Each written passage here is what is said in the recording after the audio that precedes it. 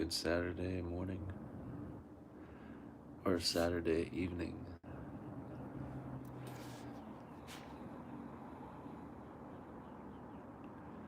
If you would like to be notified when I'm live in the future, feel free to subscribe to this YouTube channel and click the bell so you get notified whenever I go live or update.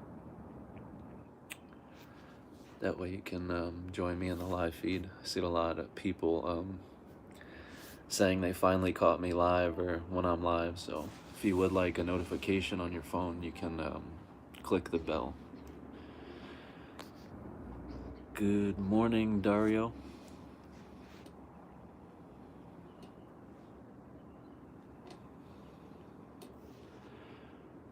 Morning, Jessica.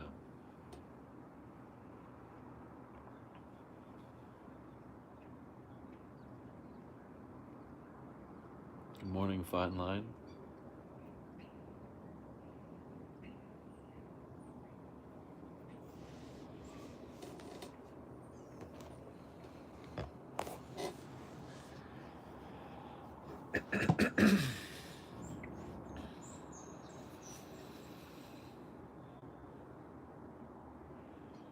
Beautiful.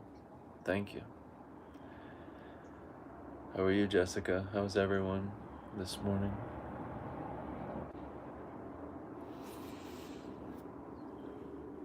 It's a beautiful day.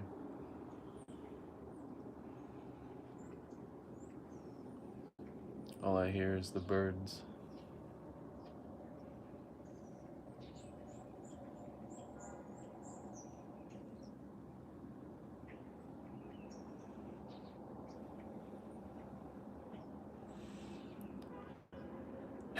Dario, is it cold out here? It's cold for me. Not to anybody else probably, but it's cold to me.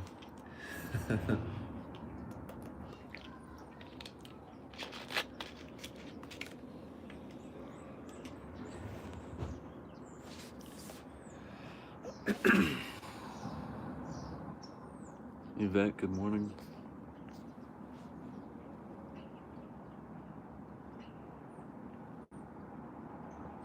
Good, Jessica.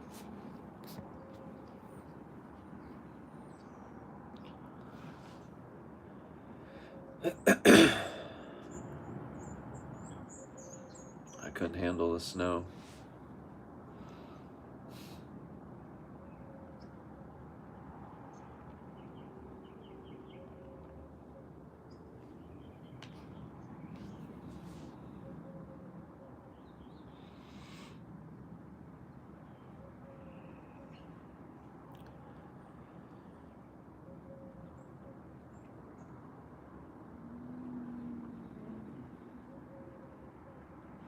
I'm in Florida, the tropical state. It's pretty much the same all year round, except for wintertime, which isn't really winter, but it gets cold for us.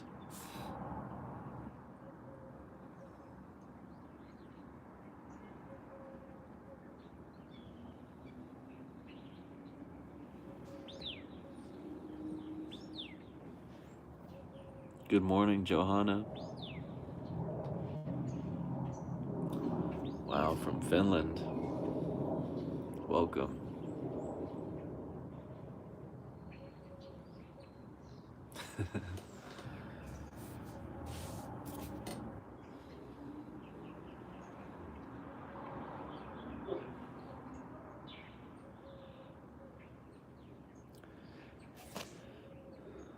Wow.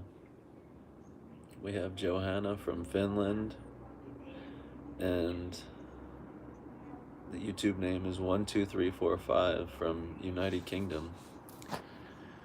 Welcome, welcome. It's great seeing people from all over.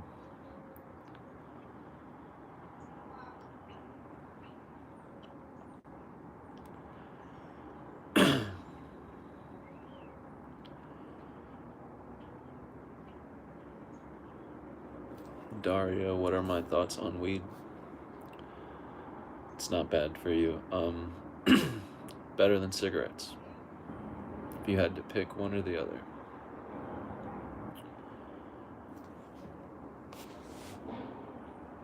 Good morning, Lisa. Good day.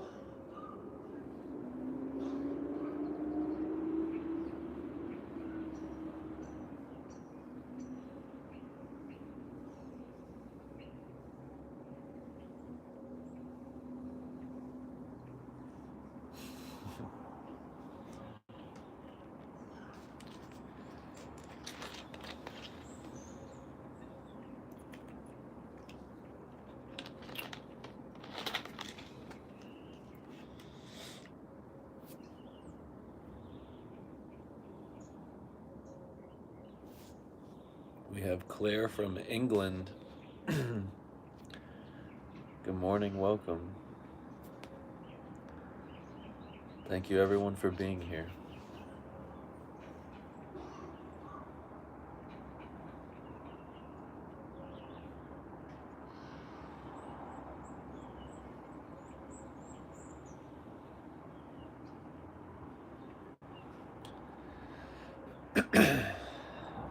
You watch any sports? I like watching hockey and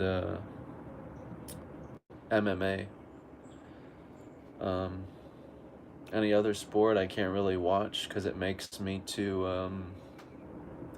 antsy. I don't like the pauses in between plays, and I know hockey has that, but it's a very fast-paced game, and I like MMA because there aren't really breaks other than, end of the rounds, but I like fast-paced sports. I like to play like any sport, but I don't like to really sit and watch unless I'm live at a game. That's totally different, but through a television set, I don't really follow sports. I don't really have a team. I follow MMA and hockey. That's about it.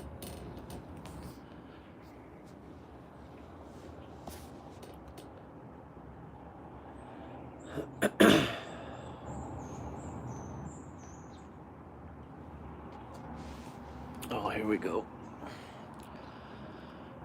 Good morning, Courtney. Welcome.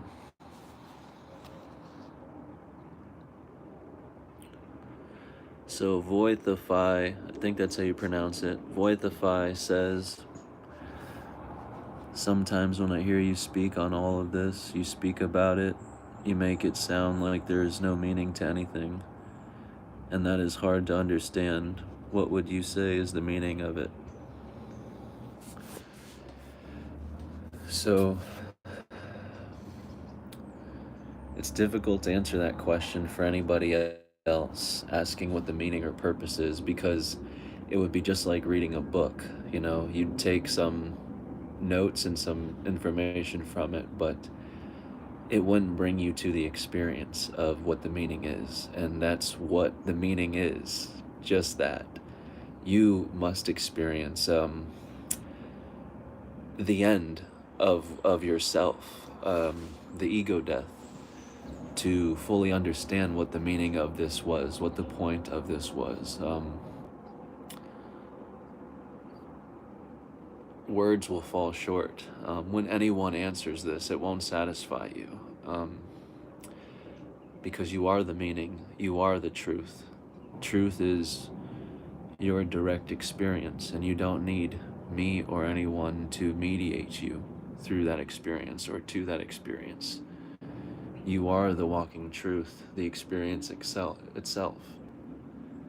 And you are the purpose and meaning that's waiting to be discovered through this beingness.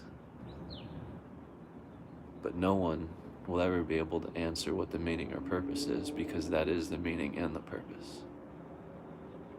is to discover just that.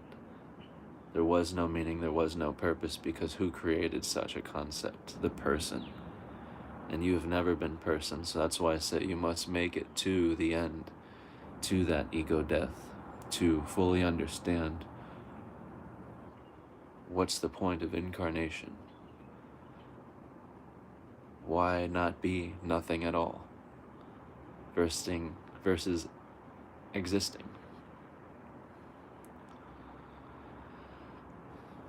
I can tell you what my meaning is, but again, won't satisfy those seeking meaning, because that is the sole meaning.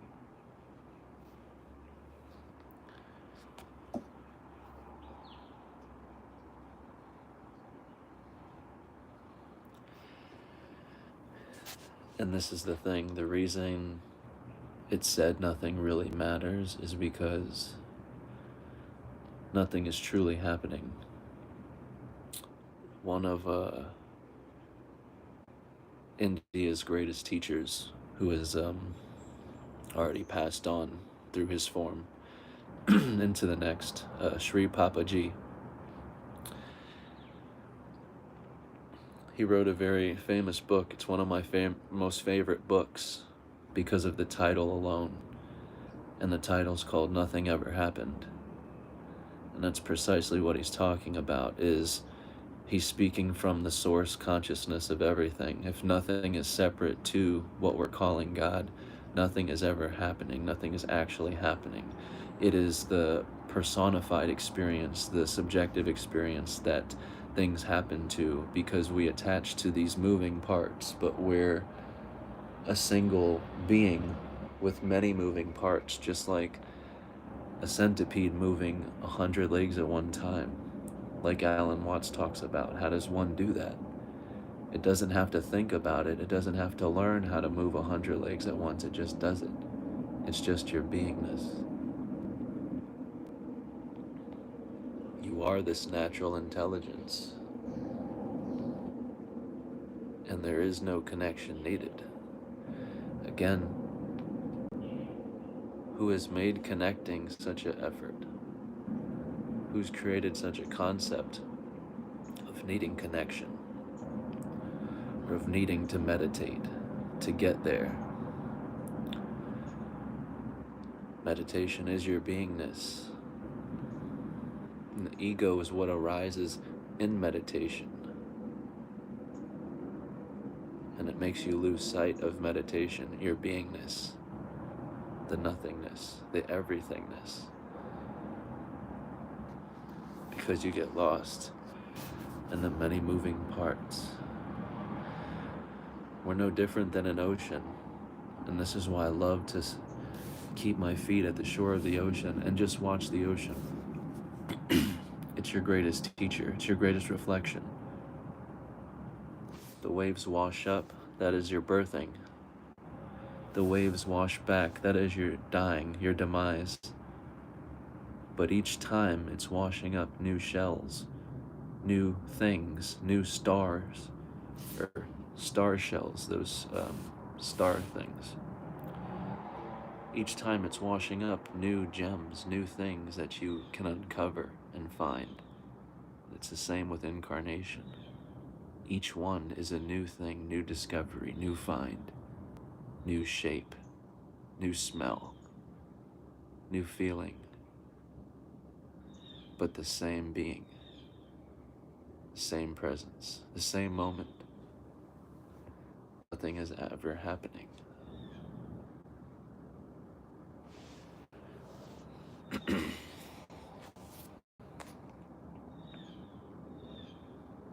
Johanna says, what do you find to be the best daily practice towards non-duality? Any specific technique or just plain meditation?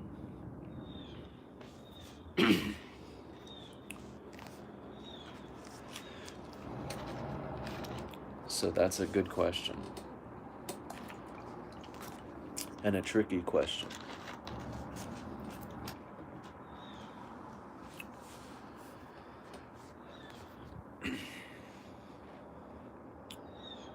must go into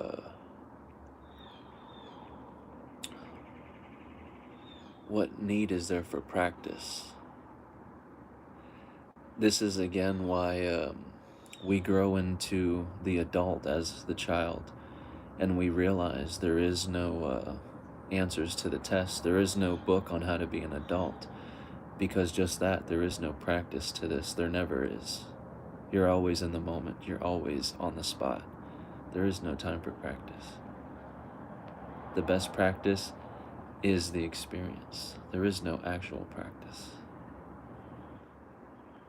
Exactly, you're always in meditation. So, I'm not saying the experience won't teach you and shape you. That is the practice, but there is no practice per se, because there is no doing. There is no doer. Only the person, the ego, makes mission to practice, or to attempt, or to do, or to try. The child doesn't do that. The child effortlessly already is. Radiant joy. That's why adults can watch kids play and just share in that joy, because we've lost that sense of joy. We've lost that sense of magic over this. So by watching them marvel in the magic and the joy, we marvel in it. But it's their simplicity that we lack. They don't need practices. They're always in the moment, on the spot. If you're learning in the moment. Don't be stuck on yesterday's lesson. Take it and go. Keep moving forward. Always in the moment. Always in meditation. Your eyes don't have to be closed. There doesn't have to be spiritual music playing. You don't have to be sitting down.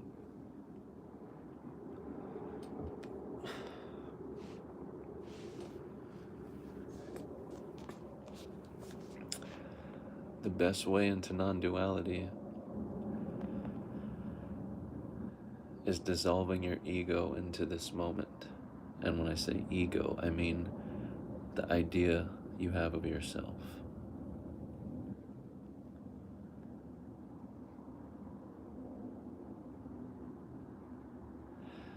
Sri Ramana Maharshi, he's one of the most famous gurus of India. He was so persistent in knowing God that he decided, and then when I say knowing God, I mean knowing that non-duality, how to achieve that.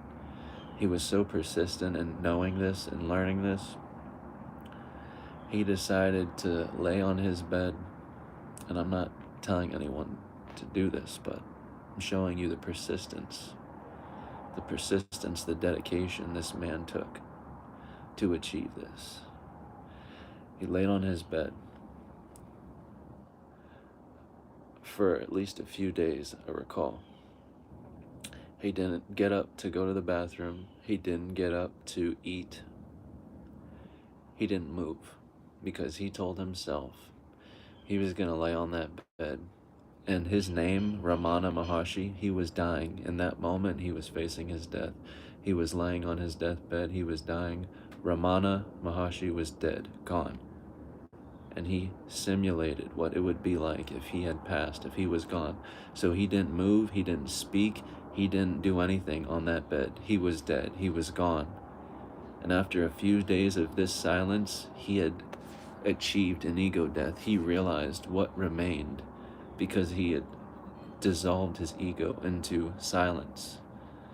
He returned all the words he existed through the silent presence.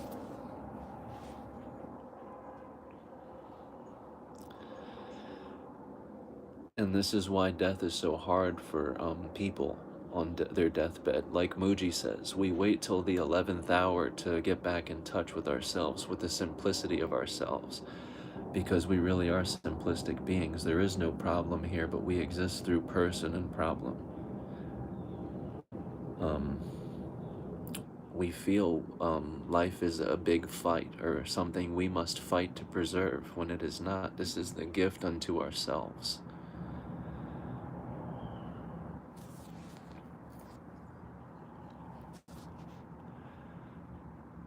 But in order to achieve non-duality, you must dissolve person and place into one presence. They cannot be seen as two, because they're not two. That is the greatest trick of the human being, of the human race. We don't acknowledge that we have two sides of our brain, and that the right side of our hemisphere controls the left side of our body. The left side of your hemisphere controls the right side of your body. We don't acknowledge that all government parties and systems feature in a two-party system replicating the human brain.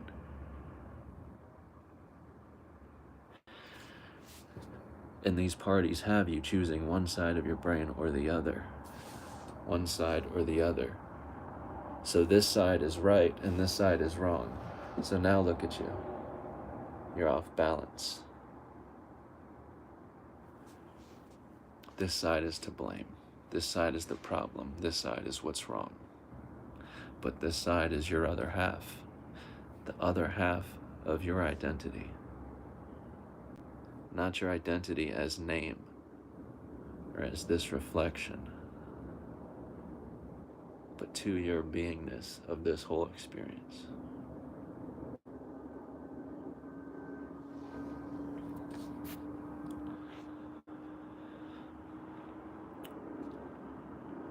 A lot of us as a human race think if we can just figure out where we are, we'll figure out who we are.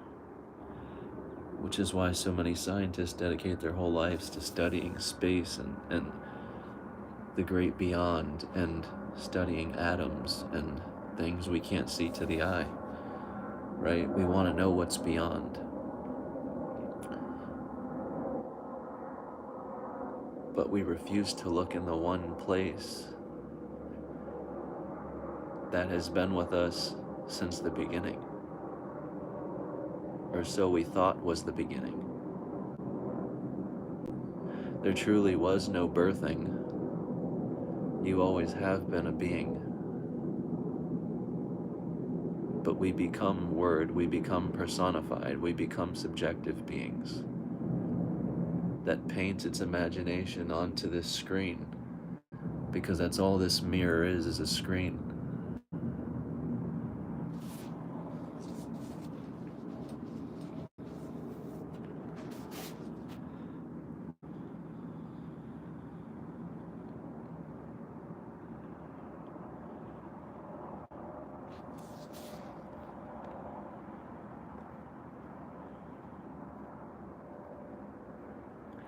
The best way into non-duality, though, to answer your question, is to make your focus every day not about government, not about the collective, because you're going to notice the collective and the spiritual community is not focusing on what you're focusing on. Most people are not ready to check out and experience an actual ego death. They want to keep the trickery going with themselves. They want to keep the coincidence and the chance and the luck going.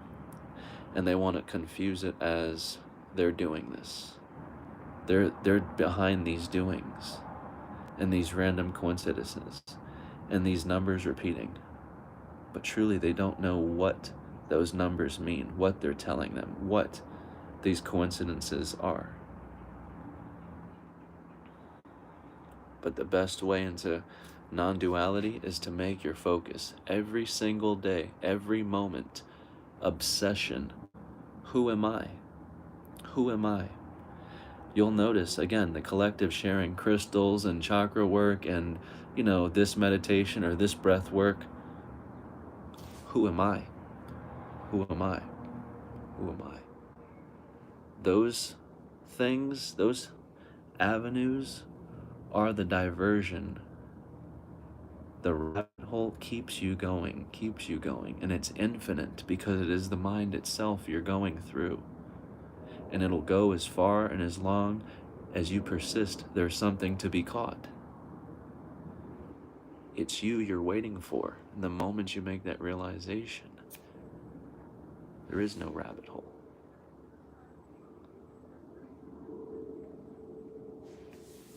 There's nothing to be caught.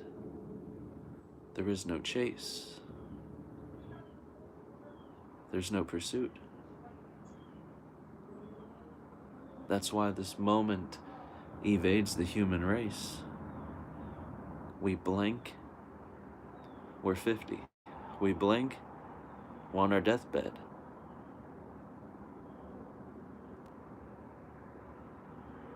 Eat, sleep, work, repeat until it's time to die.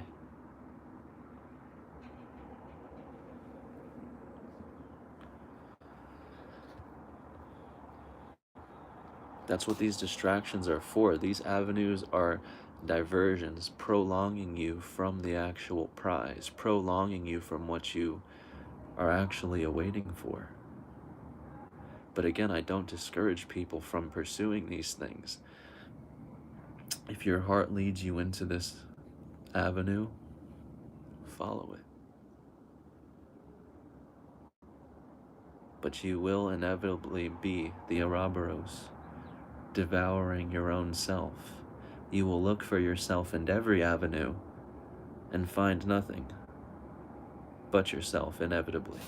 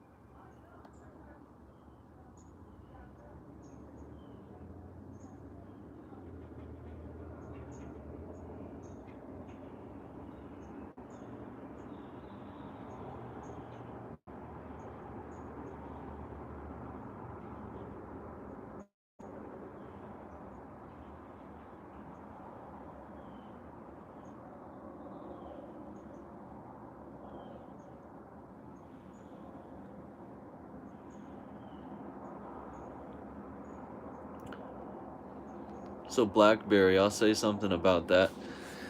And Terrence Howard actually said it. He had a good point on this.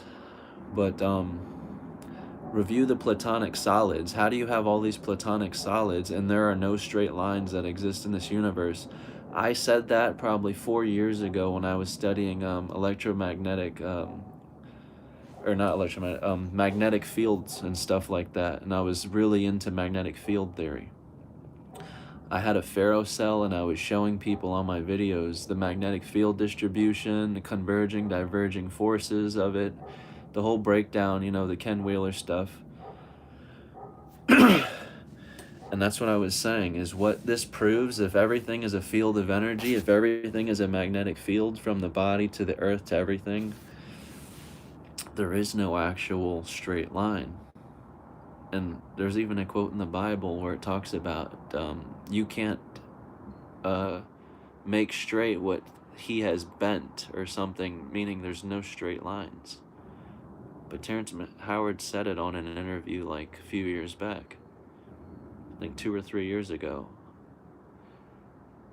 Platonic solids aren't actually what we think. There are no actual solids because there are no straight lines, which makes you review everything you know about triangles and squares and where do these shapes come from.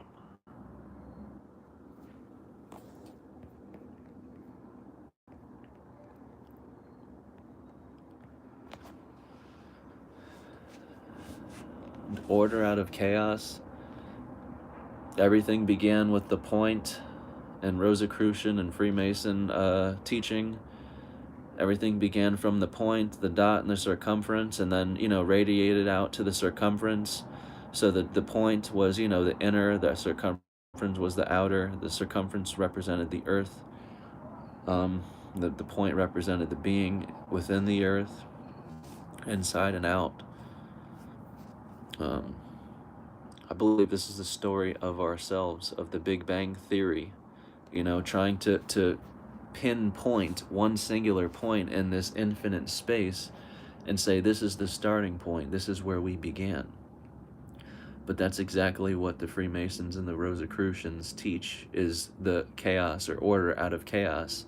The point and the circumference. There is no actual place this is happening. There is no physical place this is taking place at, where the point and the circumference actually explode out or happen in a universe. There is no physical universe. There is no physical place. There is no physical earth. The dot and the circumference are the teaching of man and God, man and earth, moving as one being. And that's why the Freemasons always have the two pillars with the singular eye above it. Because you have been given three eyes, two to look and one to see. Those two pillars are your two projectors. And the one eye, the all-seeing eye, is the mind. The mind is everything. That is what the Gnostics teach.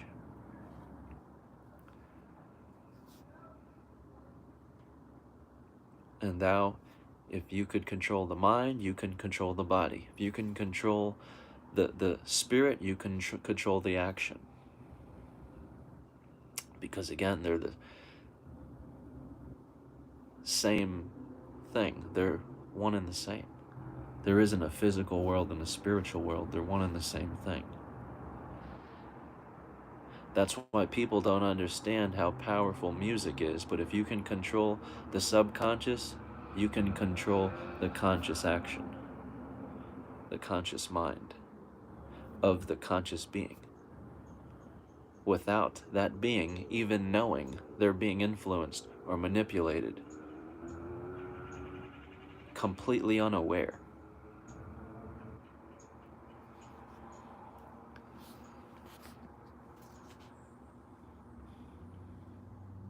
Good morning, Wayne. Glad to see you on here. Welcome.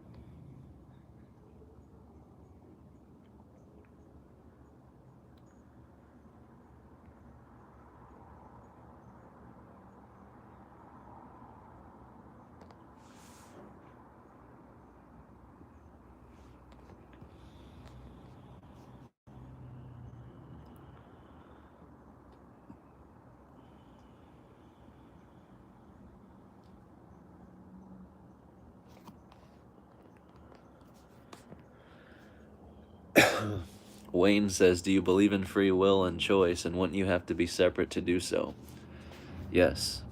So any belief requires a separate entity putting forth effort, intention, thought, to make that belief truth, reality. Just like this picture we call the world. It requires your thought, your effort, your intention, your belief, right?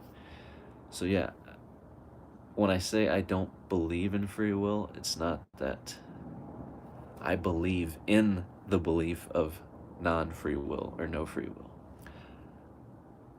You get what I'm saying? I believe in the flow of one cosmic architect, and I am that I am. So there is no actual free will taking place.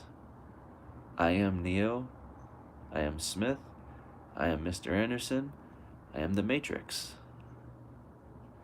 I've already written this.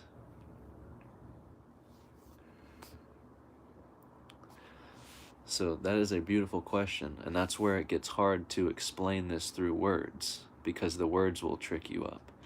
And that's why I tell people, always remember, the words we use are empty. They take shape as what your mind believes the word and the object to be.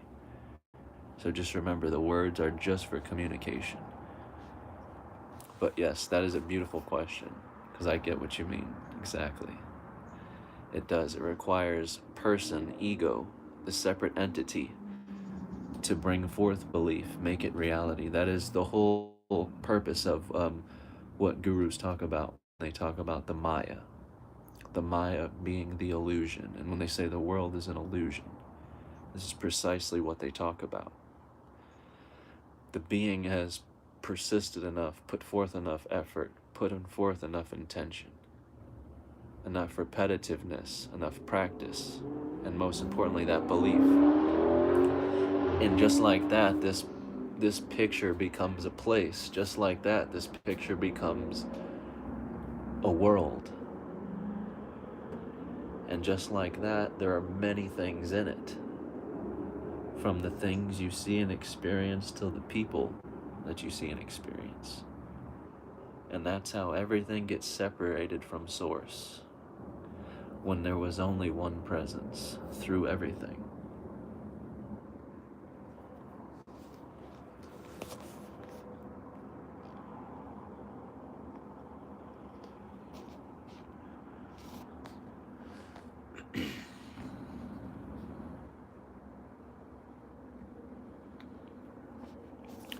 One, two, three, four, five said, how do you find a balance in life knowing what you know?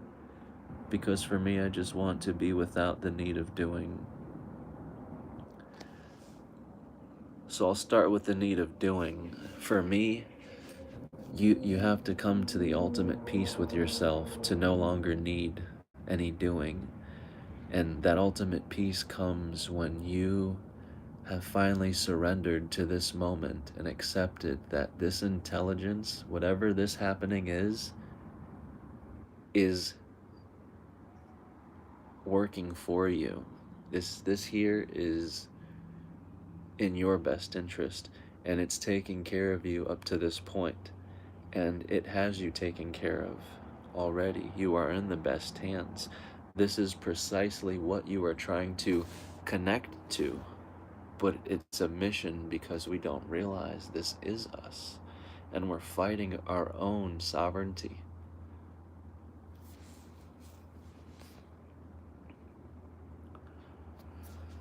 So we must come to the surrenderance with this moment and realize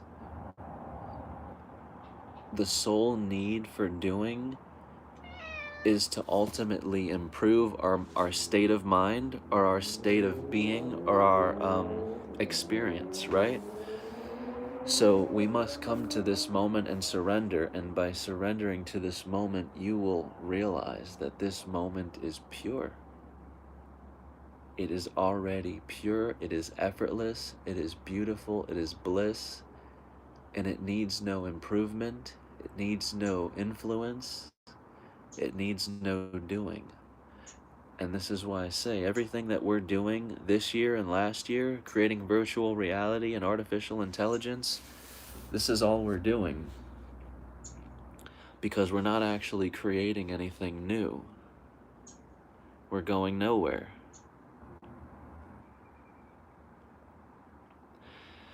Everything we're doing, everything we're producing already is. That's why some people are resistant to virtual reality. Why would I need to put on a virtual headset to look at what's already here? We're not creating anything new. The creation is the dream. Beginning is the dream. That's why we haven't found the starting point to the human race. The human is the dream. The beginning is the dream. You are not human. Nor are you machine. You're something beyond that. But the need for doing is to ultimately improve the mind state or the experience. But that's what we're all searching for, is that bliss in this experience, that perfection that doesn't need correction, that doesn't need help, that doesn't need influence. And it's right here, and it's always with us. It's waiting for us to embrace it and realize ourselves. Everything is already taken care of. Everything is already perfect, is divine.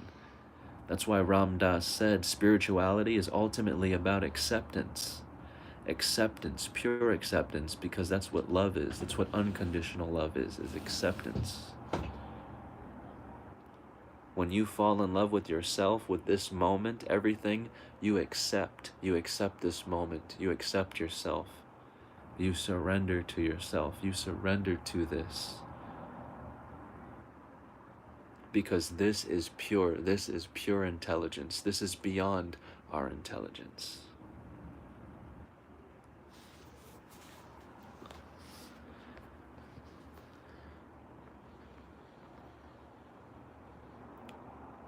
And so how do I find a balance in life knowing what I know?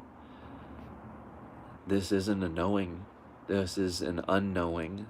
There is nothing to be known. And that's again the paradox. While I know myself, there's nothing to be known. That is the self. There is no separate self to be known. There is nothing known. This is an unknowing of all that I thought I knew. How I find the balance in my life is I don't separate or segregate places. There is no place. The presence that's in my home is the presence that's in my job with me. I could run for days. I couldn't escape this presence because the places we go to are the presence. There is no place. There is no place to go. That's what we're so afraid of. That's what we avoid. That's why we create places. If we don't like this place, we'll go to that one. Our answer is not here, it's there. Here is there, because the same presence that's there will follow you there. The same presence that's at work will follow you home. The same presence at home will follow you at work. So I don't experience places. I don't experience separate places. I don't see more value here than there. I enjoy this presence as I enjoy that presence. I enjoy everything in it there as I do everything in it here. That's my balance, if you would say. There is only one self. There is only one being. It's everywhere. And that's why there is no cure to depression except through it. Because it is that presence that depression is lingering through. That's why if you're depressed, you can go here, you can go there. You can go in front of him, you can go in front of her. It makes no difference because the presence lingers with you. Because it's trying to tell you something. It is this moment and it's waiting for you. That's what this whole pandemic was about. That's what all the lockdowns were about. We actually think there's places to go. We think we have people to go and places to see. So we get put in a lockdown and told we can't go anywhere. And that's exactly what's surfacing. There's nowhere to go. Sit at home and sit with yourself. Look within. Many people had a hard time doing that. And understandably so. But I'm just saying, that is our trouble because we're so fast-paced, we're so full of distraction, so full of the next moment, the next thing, the next, never the moment. Never facing the moment because the moment will reveal to you your true face. That's why we need distraction, that's why we need something on our mind, that's why we need something to be done. We prolong the moment because the moment will reveal to us who we truly are. It will reveal to us our true face. It will awaken us from our dream. And if we are not ready, we will keep the mind full. We will keep the mind full of mission and doing.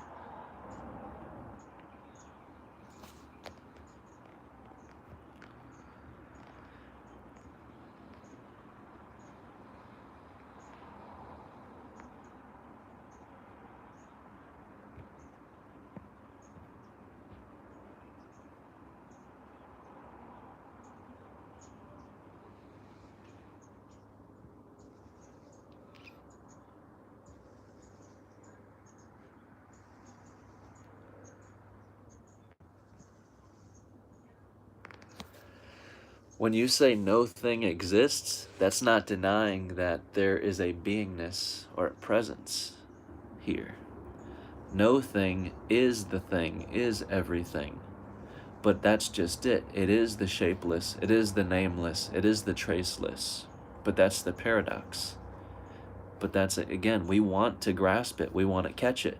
So it has to have a name, it has to have a shape, it has to have a trace, but it doesn't.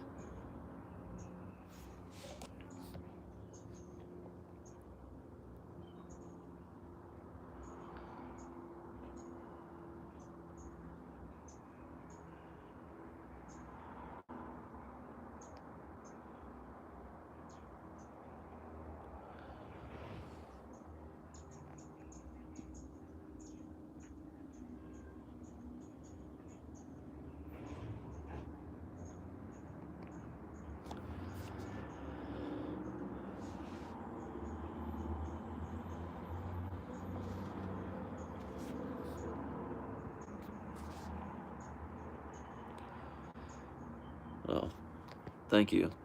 What started me on my journey to enlightenment? So I started with being, of course, the black sheep of my family. 13. The whole 9/11 was a conspiracy, the whole government conspiracy thing. And I stayed with the government conspiracy thing, for a few years. And it ultimately led me to realize that something was wrong with the world. Something was a problem with the world. It led me to believe that something wasn't right here, and I couldn't understand how other people weren't seeing it too. Then I started getting into, if government's doing all this, then maybe they're lying about the shape. Then I got into the shape of the earth and started telling myself if I could figure out where I'm at, I'd figure out who I am. And so I started getting into the shapes. I went through various shapes. I'm not going to get into the whole theory of the models and whatnot, but I went through different models, and, I have no problem along my journey admitting to myself this was wrong, or I was wrong, or this wasn't right, or it no longer resonates. So that was me throughout my whole journey. I would take these models, I'd, learn them, see them, didn't resonate, move on to the next. The government conspiracies didn't satisfy me, on to the next. And that's what happened. I could only stay with government conspiracies for so long. Ultimately, I had to realize, what is this leading up to? And that's what it was leading up to, is there's something more to this. It's not just government conspiracies, there's something more going on here. So then I started thinking, let me look into the earth and the universe. So after 2 years of different models, a few years into those 2 years, I had found a model that I had revolutionized. It was the concave model in particular, but I had made a lot of comparisons to the human anatomy, which have never been done before, and I had put a lot of content out that had never been shown before. For that model, and it got me a lot of followers, a lot of attention, if you will. But inevitably, it no longer resonated. It no longer was true for me. So again, I moved on to the next, and I had to change my story again. And it was at that point I hit a wall where I felt like I'm hitting my head against a wall. I don't know what I'm looking for.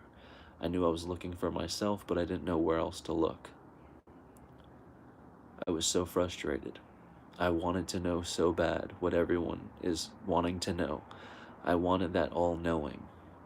I wanted that God knowing.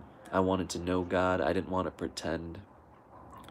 And after 3 or 4 years of doing this conspiracy and earth content, I hit a wall.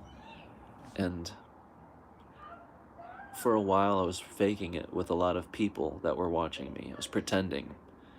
And all that did was lead me into a great depression, because all these people are telling me, wow, you know so much stuff and you have all these facts and knowledge.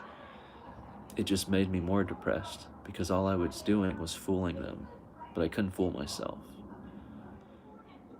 So it led me into psychedelics, spirituality, true spirituality, because now I was no longer looking into government. I was no longer looking into the earth or outside myself. I was being directly connected and led into myself. And it was the most sacred and vulnerable I've ever been with myself.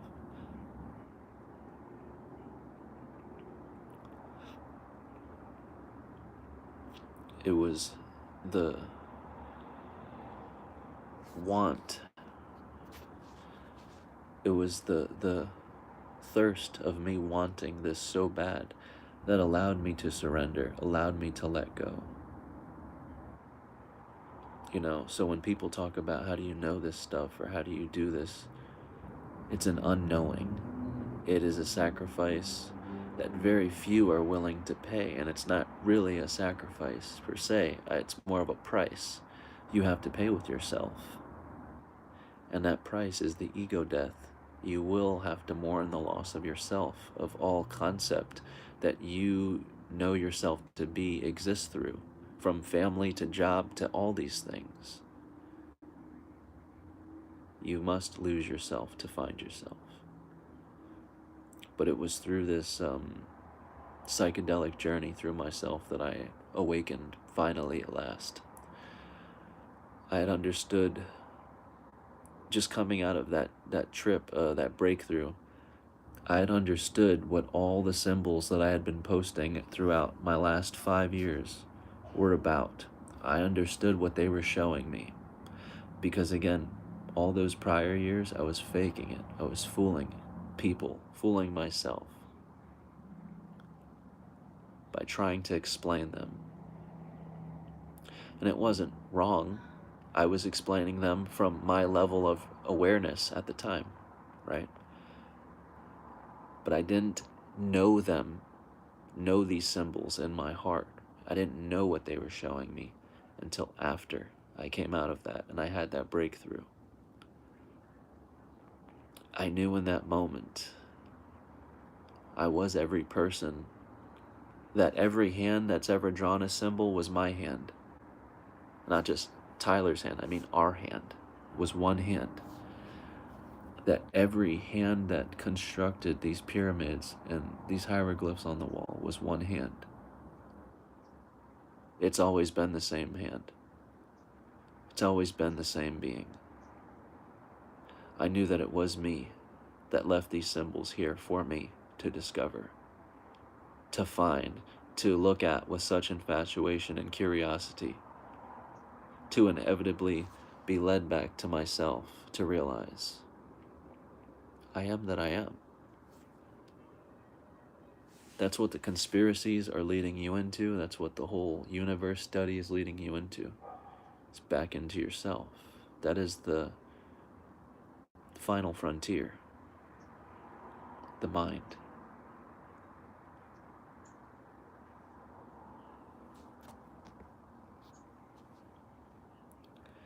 It doesn't matter though. That's the thing, Bob. It doesn't matter if there were planes, if there wasn't planes, if it was the government, if it wasn't.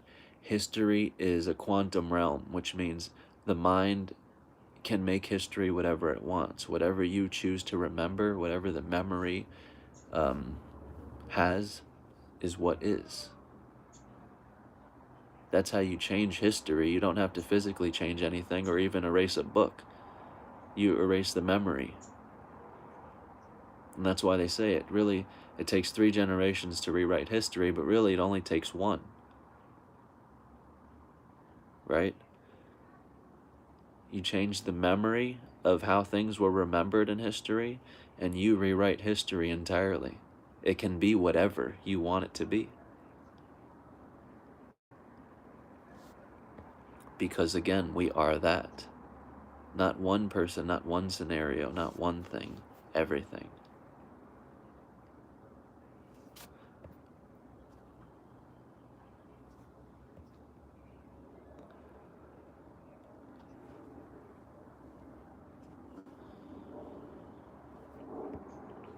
That's right, Wayne. Wayne said, "You will pay the ultimate price, that's for sure, and that takes time to integrate. But oh, is it worth it?" Absolutely. The integration is the hardest part. And for me, that was ultimately the hardest part, is the integration after psychedelics, really. And that's what started me on this YouTube channel, believe it or not, Wayne, is I work at Home Depot. I had just done psychedelics in my room by myself and experienced the death of myself and had to go to work the next morning. Home Depot. I'm not knowing who I am at this point. I'm not knowing if I'm alive, if what I just did was normal, if I made a mistake. I'm not knowing if I'm still dreaming. I lost my mind. And here I am at my work the next day losing my mind. That's what really made me start this YouTube channel, was to just share my experience at the time. And once I started getting the response that other people resonated, or other people shared the same thing, same experience, same thoughts, um, it was really validating for me, and at least it kept me going, it kept me sane, because at least I knew I wasn't actually losing my mind. This was normal, if you will.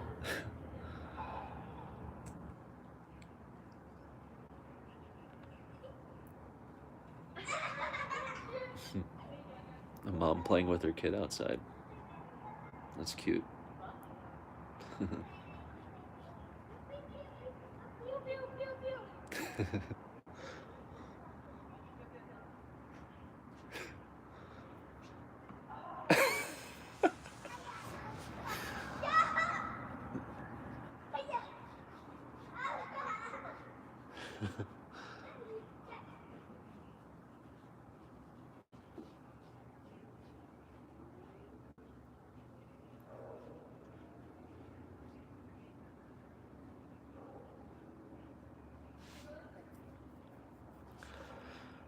Oh, they're great. Love kids.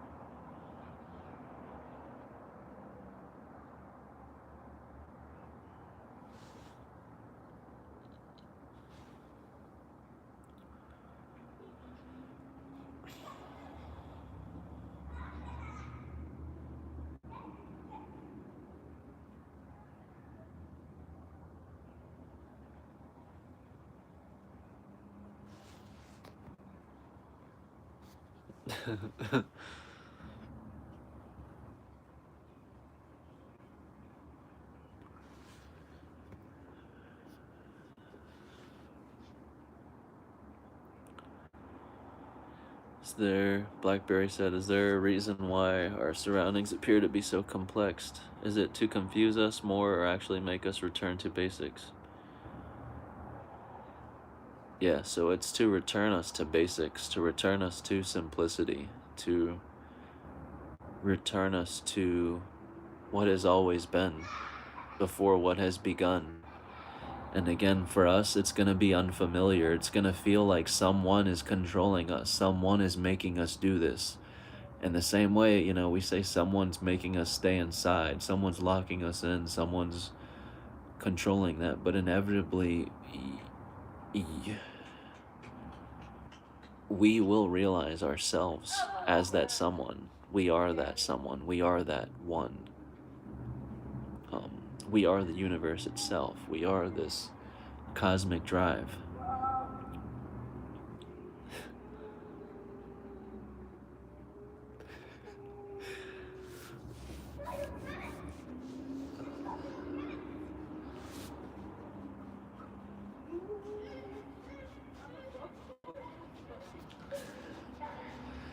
Yeah, I believe everything is attempting to... Sorry. Everything's attempting to get us out of our own way. That's what these lockdowns were doing. They're attempting to get us out of our own way. We're getting so comfortable, so um, expecting, so what's the word I'm looking for?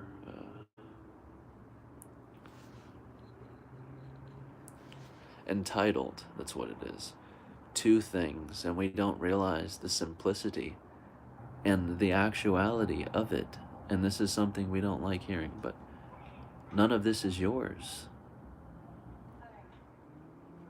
None of this is yours. This is the ultimate gift to yourself, but this is nothing anyone can claim as mine or I.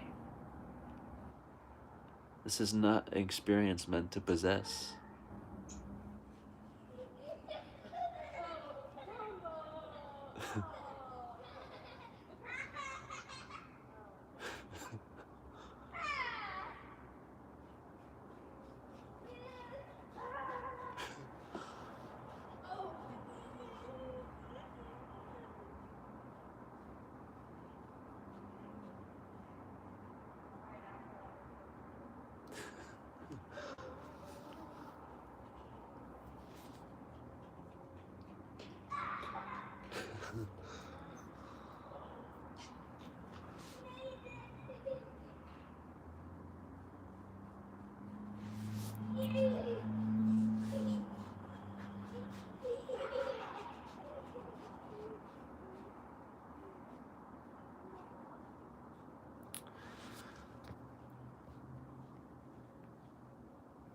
Yeah, so I'm sorry. It's just to return us to our simplistic ways. I mean, just listen to that laugh. Just listen to that laugh. There's no need for control. Listen to that laugh. Everything is bliss. This is what we're waiting for as the adult. That's what we're trying to get back to.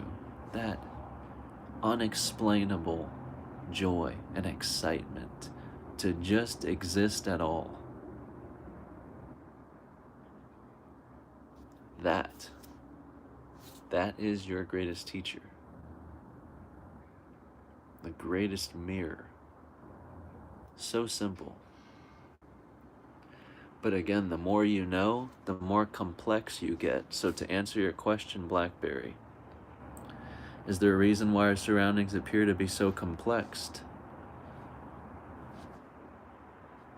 Our surroundings are only complex because we've become adults. We know too much for our own good. We're too smart, or so we think we are. But is everything we know and all these teachings and knowledge that we know, are they actually helping us, improving our life, improving the experience? Or are they becoming a cloud to it? They're clouding us from it. They're making it now an obstacle. Something we must fix or correct here. Something we must realign with here. Or do. Then we get the prize. But listen to that kid out there. There's no doing associated. The being is the prize. To be anything at all is the gift. No need to possess, no entitlement. No, this is mine, no possession.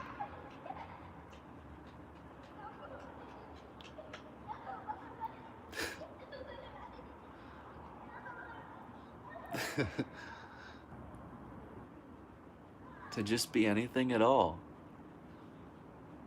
is the gift.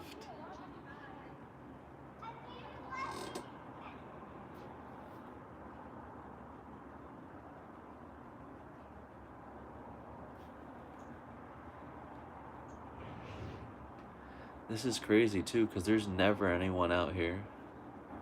Wow.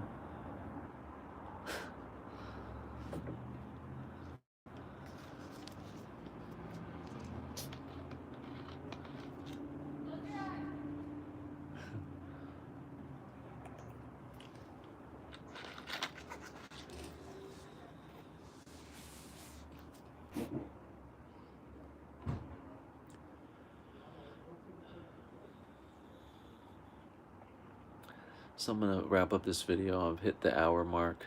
Um, I didn't get to go live yesterday, so I won't promise another live tomorrow just in case, but I will try and go live tomorrow. And if not, see you on the next one for episode 10.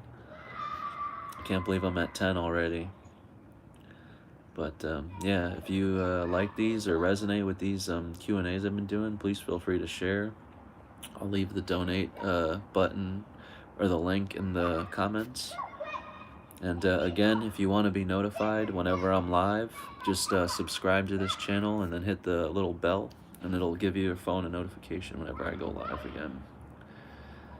But thank you to everyone who was on here, to everyone who engaged. And thank you everyone for just being. What a beautiful day. Hope everyone has a beautiful Saturday, beautiful weekend, and take care.